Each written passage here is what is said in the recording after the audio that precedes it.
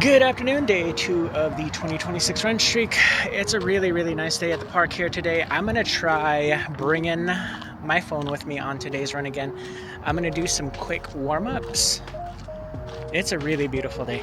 Yesterday was cloudy, rainy, really cold. The weather is perfect. If you're in the shade, you feel the cold, but once you get out into the sun, it's gorgeous. Um, and I want to talk a little bit more about why I'm doing this. So those who are interested, go ahead and stick around. 2604, exactly 2.6 miles. So I'm maintaining my pace. The weather was perfect, so I went a little bit over what my goal was. And I know slow and steady is going to win the race on this one. Being steady with increasing my mileage. Again, one of my goals is five mile runs, at least once a week. I'm going to attempt that either Saturday or Sunday. I can run over 4 miles, definitely. So 5, I should be able to hit easily. And with the weather being what it is this week, it'll be perfect. I think I'm gonna have to force myself to start doing morning runs if I really want to benefit from the cooler temperatures that will keep my body from overheating. But one of the main things that I wanted to share regarding why I am doing this running streak. 2 years ago, because this was back when I still had Instagram, I came across, and you know, as a cross country coach, I often will come across things in my feed, you know, with like high school athletes, middle school athletes, showing my support for those young runners.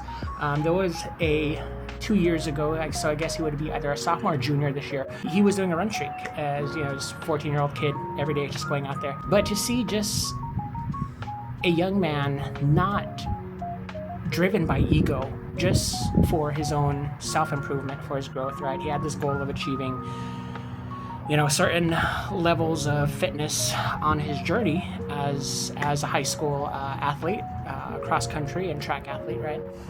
And so I attempted to start doing a run streak at the beginning of last year.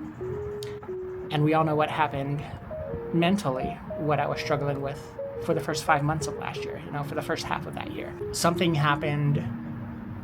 I don't know if it was just, you know, a moment of realization, of awakening, but one of the things that it has taught me, one, transformation is not pretty. Self-transformation is always going to be ugly. It's going to be a struggle. It's going to be harsh.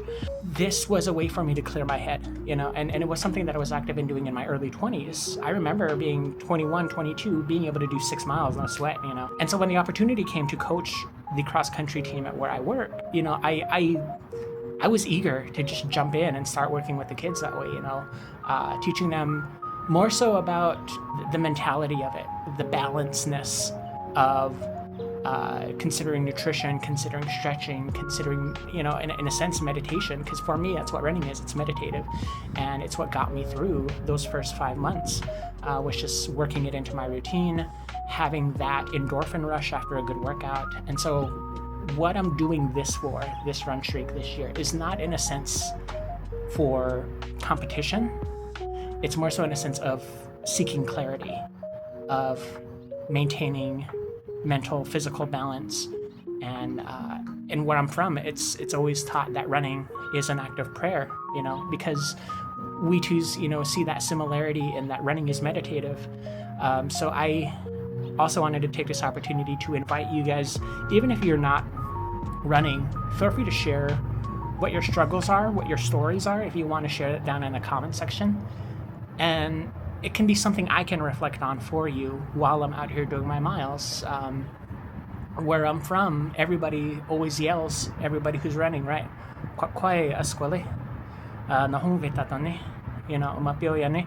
Keep going, go strong. Thank you. It's that thanking them for enduring the pain, enduring the strain of just, you know, getting your miles out. There's a lot of traditional races that native villages still hold today. You know, and it's fun in a competition, in a competitive aspect, right? You know, especially for the young athletes out there.